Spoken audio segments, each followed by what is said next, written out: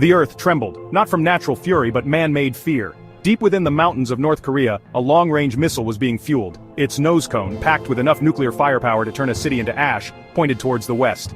Time was running out. The fate of millions rested on the shoulders of a few brave men and women. They were the Snake Handlers, a top-secret unit trained for the most dangerous missions imaginable. Their target, the heart of the North Korean nuclear program. This was not just about stopping a single missile. It was about preventing a global catastrophe. The stakes had never been higher. The world watched with bated breath as tensions on the Korean Peninsula reached a fever pitch. Maximum leader Kim, the iron-fisted dictator of North Korea, had declared his intentions clear to bring the West to its knees. Kim was not alone in his ambitions. He had forged a dangerous alliance with neo-Soviet forces, remnants of a fallen empire seeking to reclaim their lost glory. This new axis of power threatened to upend the global order. The snake handlers knew that time was of the essence. Kim's nuclear arsenal, fueled by stolen technology and reckless ambition, posed an existential threat. The Korean Peninsula was a land haunted by the ghosts of war. Decades of conflict had left deep scars on the landscape and in the hearts of its people.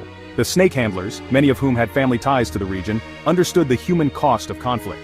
They had seen firsthand the brutality of the North Korean regime. They knew that every second that ticked by brought the world closer to the brink of disaster.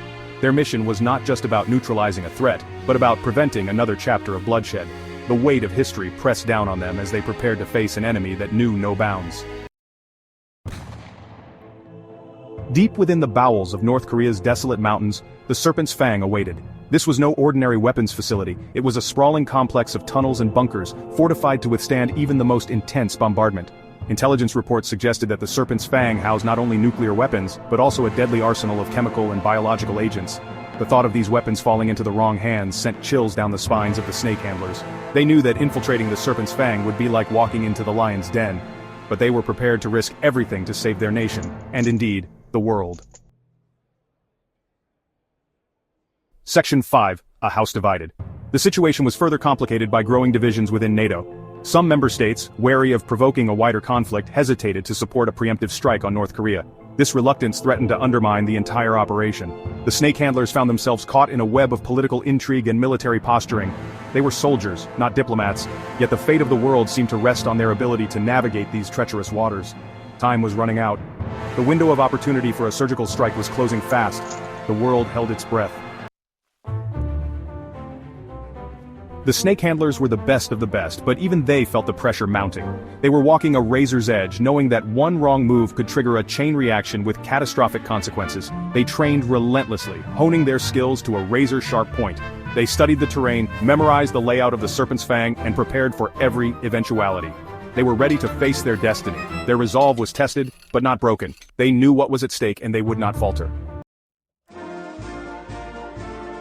The order came down. Operation Snakebite was a go. Under the cover of darkness, the snake handlers infiltrated North Korean airspace. Their aircraft, stealthy and silent, slipped past enemy radar, carrying them towards their objective. The tension inside the aircraft was palpable. Every man and woman on board knew that this could be a one-way mission.